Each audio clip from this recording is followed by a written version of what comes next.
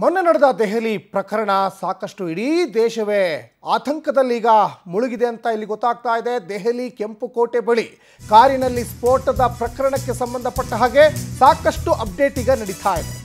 ಒಂದು ಕಡೆ ತನಿಖೆ ತೀವ್ರಗತಿಯಲ್ಲಿ ನಡೀತಾ ಇದೆ. ಇನ್ನು ಲೋಕನಾರಾಯಣ ಜಯಪ್ರಕಾಶ್ ಆಸ್ಪತ್ರೆಗೆ ಮೋದಿ ಭೇಟಿಯನ್ನು ಕೊಟ್ಟಿದ್ದಾರೆ. ಗಾಯಾಳುಗಳ ಆರೋಗ್ಯ ಕೂಡ ವಿಚಾರಿಸಿದ್ದಾರೆ. ಸ್ಫೋಟದಲ್ಲಿ ಸಾಕಷ್ಟು ಜನ ಗಾಯಗೊಂಡಿದ್ದಾರೆ. ಇನ್ನು ಭೂತಾನ್ ಪ್ರವಾಸ ಮುಗಿಸಿ ಏರ್ಪೋರ್ಟ್ನಿಂದ ಸೀದಾ ಆಸ್ಪತ್ರೆಗೆ ಪ್ರಧಾನಿ ಮೋದಿ ಬಂದಿದ್ದಾರೆ ಅನ್ನೋದು ಗೊತ್ತಾಗ್ತಾ ಇದೆ. ಕಾರು ಸ್ಫೋಟದಲ್ಲಿ 20ಕ್ಕಿಂತ ಹೆಚ್ಚು ಜನ ಗಾಯಗೊಂಡಿದ್ದಾರೆ. ಸಾವು ಬದುಕಿನ ನಡುವೆ ಹೋರಾಡ್ತಾ ಇದ್ದಾರೆ. ಚಿಕಿತ್ಸೆ ಪಡಿತಾ ಇರುವವರ ಆರೋಗ್ಯವನ್ನು ಪ್ರಧಾನಿ ನರೇಂದ್ರ ಮೋದಿ ನೇರವಾಗಿ ಭೂತಾನ್ನಿಂದ ದೆಹಲಿ ಏರ್ಪೋರ್ಟಿಗೆ ಬಂದು ಅಲ್ಲಿಂದ ಆಸ್ಪತ್ರೆಗೆ ಹೋಗಿದ್ದಾರೆ. ಲೋಕನಾರಾಯಣ ಆಸ್ಪತ್ರೆಯಲ್ಲಿ ಸಾಕಷ್ಟು ಜನ ಈಗ ಗಾಯಗೊಂಡವರು ಚಿಕಿತ್ಸೆಯನ್ನು ಪಡ್ಕೊಳ್ತಾ ಇದ್ದಾರೆ. ಸಾಕಷ್ಟು ಜನರ ಪರಿಸ್ಥಿತಿ ಈಗ ಒಂಥರ ಚಿಂತಾಜನಕವಾಗಿದೆ. ಯಾಕಂದರೆ ಅದು ಬೆಂಕಿಯಲ್ಲಿ ಸುಟ್ಟಿರುವಂತಹ ದೇಹ ಆಗಿರೋದ್ರಿಂದ ಸಾಕಷ್ಟು ಚೇತರಿಕೆ ಆಗಲಿಕ್ಕೆ ಸಾಕಷ್ಟು ದಿನ ಕೂಡ ತೆಗೆದುಕೊಳ್ಳುತ್ತೆ. ಹಾಗಾಗಿ ಬಾಂಬ್ ಸ್ಫೋಟ ಆದಂಥ ಸಂದರ್ಭದಲ್ಲಿ ಮೋದಿ ವಿದೇಶದಲ್ಲಿದ್ದರು. ಅಂದರೆ ಬೇರೆ ಬೇರೆ ಕಾರ್ಯಕ್ರಮದ ನಿಮಿತ್ತವಾಗಿ ಭೂತಾನ್ ಹೋಗಿದ್ದರು. ಅಲ್ಲಿಂದ ಈಗ ಬಂದಂಥ ಮೋದಿ ನೇರವಾಗಿ ಆಸ್ಪತ್ರೆಗೆ ಕೂಡ ಭೇಟಿಯನ್ನು ಕೊಟ್ಟಿದ್ದಾರೆ ಅನ್ನೋದು ಕೂಡ ಗೊತ್ತಾಗ್ತಾ ಇದೆ. ಮೊನ್ನೆ ಕೂಡ ಕೇಂದ್ರ ಗೃಹ ಸಚಿವ ಅಮಿತ್ ಶಾ ಆಸ್ಪತ್ರೆಗೂ ಭೇಟಿಯನ್ನು ಕೊಟ್ಟಿದ್ದರು. ಇನ್ನು ಏನು ಬಾಂಬ್ ಸ್ಫೋಟ ಆಯ್ತಲ್ಲ, ಕಾರ್ ಸ್ಫೋಟ ಆಯ್ತಲ್ಲ, ಅಲ್ಲಿಗೂ ಕೂಡ ಬಂದು ಸ್ಥಳ ಪರಿಶೀಲನೆ ಮಾಡಿ ಭೂತಾನಲ್ಲಿದ್ದಂತಹ ಮೋದಿಗೆ ಕೇಂದ್ರ ಗೃಹ ಸಚಿವ ಅಮಿತ್ ಶಾ ಸಾಕಷ್ಟು ಮಾಹಿತಿಗಳನ್ನು ಕೂಡ ರವಾನೆ ಮಾಡಿದರು. ಭೂತಾನಲ್ಲೇ ಗುಡುಗಿದ್ರು ಪ್ರಧಾನಿ ಮೋದಿ, ಉಗ್ರರ ಕೈವಾಡ ಇದ್ದರೆ ಹುಟ್ಟಡಗಿಸ್ತೀವಿ ಅಂತ. ಹಾಗಾಗಿ ಉಗ್ರರ ಕೈವಾಡ ಇರೋದು ಈಗ ಬಟಾಬಯಲಾಗಿದೆ. ಜೈಷೆ ಮೊಹಮ್ಮದ್ ಸಂಘಟನೆಯವರೇ ಈ ಥರ ಮಾಡಿದ್ದಾರೆ, ಪಹಲ್ಗಾಮ್ ದಾಳಿಗೆ ಪ್ರತಿಕಾರವಾಗಿ ಈ ರೀತಿ ಮಾಡಿದ್ದಾರೆ ಅನ್ನೋದು ಕೂಡ ಗೊತ್ತಾಗ್ತಾ ಇದೆ. ಆ ಒಂದು ಗುಂಪಲ್ಲಿ ವೈಟ್ ಕಾಲರ್ ಡಾಕ್ಟರ್ಸ್, ಹೆಸರಿಗೆ ಮಾತ್ರ ಡಾಕ್ಟರ್ಸ್, ಆದರೆ ಅವರ ಉದ್ದೇಶ ಬೇರೆ ಆಗಿತ್ತು ಅನ್ನೋದು ಈಗ ಬಟಾಬಯಲಾಗಿದೆ. ಹಾಗಾಗಿ ವಿವಿಧ ಆಯಾಮಗಳಲ್ಲಿ ಒಂದು ಕಡೆ ತನಿಖೆ ನಡೀತಾ ಇದೆ. ಮತ್ತು ಶಂಕಿತ ಉಗ್ರರನ್ನು ಸಂಬಂಧಪಟ್ಟಂತಹ ಆ ಉಗ್ರರ ಸಂಬಂಧಿಕರನ್ನು ಕೂಡ, ಅವರ ಕುಟುಂಬಸ್ಥರನ್ನು ಕೂಡ ಈಗ ವಿಚಾರಣೆಗೂ ಕೂಡ ಒಳಪಡಿಸ್ತಾ ಇದ್ದಾರೆ. ದೆಹಲಿ ಕೆಂಪುಕೋಟೆ ಬಳಿ ಸ್ಫೋಟಗೊಂಡಂತಹ ಈ ಕಾರು ಸ್ಫೋಟ ಏನಾಯ್ತಲ್ಲ, ಇಡೀ ದೇಶವೇ ತಲ್ಲಣಗೊಂಡಿದೆ. ಈಗ ಆತಂಕ ಸೃಷ್ಟಿಯಾಗ್ತಾ ಇದೆ. ರಾಜ್ಯ ರಾಜಧಾನಿ ಬೆಂಗಳೂರು ಸೇರಿದಂತೆ ದೇಶದ ನಾನಾ ಭಾಗಗಳಲ್ಲಿ ಕಟ್ಟೆಚ್ಚರವನ್ನು ಪೊಲೀಸ್ನವರು ವಹಿಸಿದ್ದಾರೆ. ಸಂಬಂಧಪಟ್ಟ ಶಂಕಿತರನ್ನು ಈಗಾಗಲೇ ವಿಚಾರಣೆಗೂ ಕೂಡ ಒಳಪಡಿಸ್ತಾ ಇದ್ದಾರೆ. ಎಲ್ಲ ಅದರಲ್ಲಿ ಏನೇನು ಹೆಸರುಗಳು ಕೇಳಿ ಬರ್ತಾ ಇದೆಯಲ್ಲ, ಪ್ರತಿಯೊಬ್ಬರು ಕೂಡ ವೈಟ್ ಕಾಲರ್ ಡಾಕ್ಟರ್ಸ್. ಅವರು ಜೀವ ಉಳಿಸಬೇಕಾದಂತಹ ಡಾಕ್ಟರ್ಸ್ಗಳು ಜೀವ ತೆಗಿಲಿಕ್ಕೆ ಬರ್ತಾ ಇದ್ದಾರೆ. ಅಂದರೆ ಇದು ಮುಖವಾಡವನ್ನು ಧರಿಸ್ಕೊಂಡಿದ್ದಾರೆ, ನಾಮಕಾವಸ್ಥೆಗೆ ಡಾಕ್ಟರ್ ಆಗಿದ್ದಾರೆ. ಅವರ ಉದ್ದೇಶ ಬೇರೆ ಇದೆ. ಪಾಕಿಸ್ತಾನದ ಯಾವುದೋ ಒಂದು ಮೂಲೆಯಲ್ಲಿ ಕೂತ್ಕೊಂಡು ಇಲ್ಲಿ ರಿಮೋಟ್ ಕಂಟ್ರೋಲ್ ಮಾಡ್ತಾ ಇದ್ದಾರೆ. ಸಾಕಷ್ಟು ಆತಂಕ ಸೃಷ್ಟಿಯಾಗ್ತಾ ಇದೆ. ನೋಡಿ, ದೆಹಲಿಯಲ್ಲಿ ಆಗಿರುವಂತಹ ಈ ಕಾರ್ ಸ್ಫೋಟಕ್ಕೂ ಉತ್ತರ ಪ್ರದೇಶದ ಫರೀದಾಬಾದ್ಗೂ ಸಾಕಷ್ಟು ಸಂಬಂಧಗಳಿದ್ದಾವೆ. ಅಲ್ಲದೆ ಯಾವುದೋ ಒಂದು ಯೂನಿವರ್ಸಿಟಿಯಲ್ಲಿ ಅಲ್ಲಿ ಪ್ರಾಧ್ಯಾಪಕರಾಗಿದ್ದವರು ಅಥವಾ ಅಲ್ಲಿ ಎಜುಕೇಷನ್ ಮಾಡಿದಂಥವರು ಅಥವಾ ಡಾಕ್ಟ್ರು ಅಂತ ಹೇಳ್ಕೊಳ್ಳೋರು ಇವತ್ತು ದೇಶದ್ರೋಹಿ ಕೆಲಸವನ್ನು ಮಾಡ್ತಾ ಇದ್ದಾರೆ.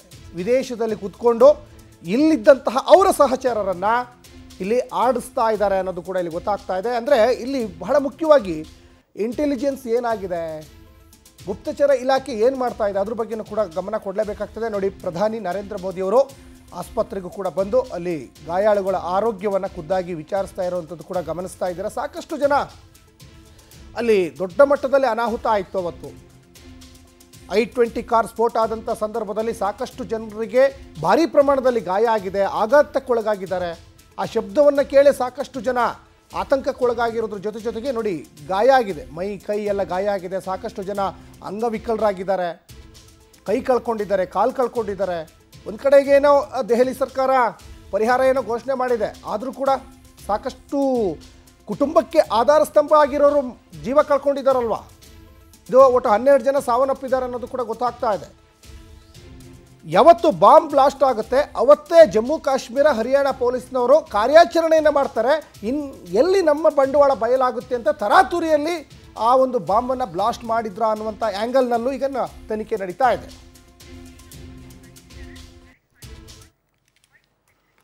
ಈ ಬಗ್ಗೆ ಮತ್ತಷ್ಟು ಮಾಹಿತಿಯನ್ನು ತಿಳ್ಕೊಳ್ತಾ ಹೋಗೋಣ. ನಮ್ಮ ದೆಹಲಿ ಪ್ರತಿನಿಧಿ ಸಂತೋಷ್ ಹೆಚ್ಚಿನ ಡೀಟೇಲ್ಸನ್ನು ಕೊಡ್ತಾ ಹೋಗ್ತಾರೆ.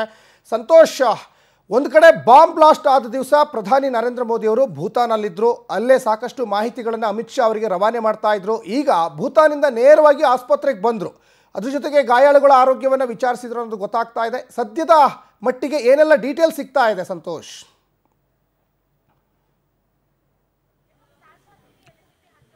ಸಚಿನ್, ಏನೋ ಸೋಮವಾರ ಸಂಜೆ ನಡೆದಂತಹ ಬಾಂಬ್ ಬ್ಲಾಸ್ಟ್ ಪ್ರಕರಣವೇನಿತ್ತು, ಆ ಸಮಯದಲ್ಲಿ ದೇಶದ ಪ್ರಧಾನಿಯಾಗಿರುವಂತಹ ನರೇಂದ್ರ ಮೋದಿ ಅವರು ವಿದೇಶ ಪ್ರವಾಸದಲ್ಲಿದ್ದರು, ಭೂತಾನ್ನಲ್ಲಿದ್ದರು. ಅಲ್ಲಿ ಅದೇ ನೆಲದಿಂದ ನೇರವಾದಂತಹ ಒಂದು ಸಂದೇಶವನ್ನು ಕೂಡ ರವಾನೆ ಮಾಡಿದ್ದನ್ನೇ ಗಮನಿಸಬೇಕಾಗುತ್ತೆ.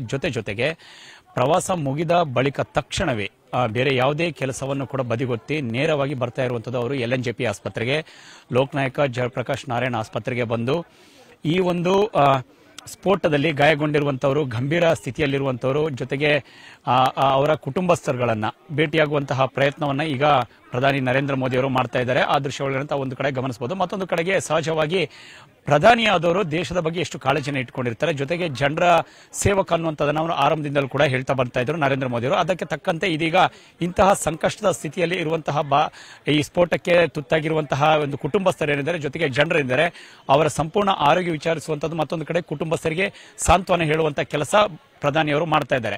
ಜೊತೆಗೆ ಈಗಾಗಲೇ 12 ಜನ ಸಾವನ್ನಪ್ಪಿರೋ ಬಗ್ಗೆ ಮಾಹಿತಿಗಳು ಇರುವಂತದ್ದು. ಅವರು ಯಾವ ರಾಜ್ಯಕ್ಕೆ ಸಂಬಂಧಪಟ್ಟವರು, ಅವರು ಯಾವ ಒಂದು ಕೆಲಸದಲ್ಲಿ ನಿರತರಾಗಿದ್ರು, ಅಥವಾ ಸೆಲ್ಫ್ ಎಂಪ್ಲಾಯ್ಡ್ ಅಥವಾ ಬೇರೆ ಯಾವ್ದಾದ್ರು ಕಂಪನಿಯಲ್ಲಿ ಕೆಲಸ ಮಾಡ್ತಾ ಇದ್ರು, ಬೇರೆ ಅವರು ಈ ಒಂದು ರಸ್ತೆಯಲ್ಲಿ ಬರ್ತಾ ಇದ್ದಂತ ಉದ್ದೇಶ, ಇದೆಲ್ಲದರ ಬಗ್ಗೆ ತಿಳ್ಕೊಂಡು ಈಗಾಗಲೇ ಕೆಲವೊಂದಿಷ್ಟು ಜನ ಕುಟುಂಬಸ್ಥರಿಗೆ ಅವರ ಒಂದು ಮೃತದೇಹವನ್ನು ಕೂಡ ಹಸ್ತಾಂತರ ಮಾಡಲಾಗಿರುವಂತದ್ದು. ಮತ್ತಷ್ಟು ಜನರ ಒಂದು ಗುರುತು ಪತ್ತೆ ಕೆಲಸ ಕೂಡ FSL ಅಧಿಕಾರಿಗಳಿಂದ ಮುಂದುವರಿತದೆ.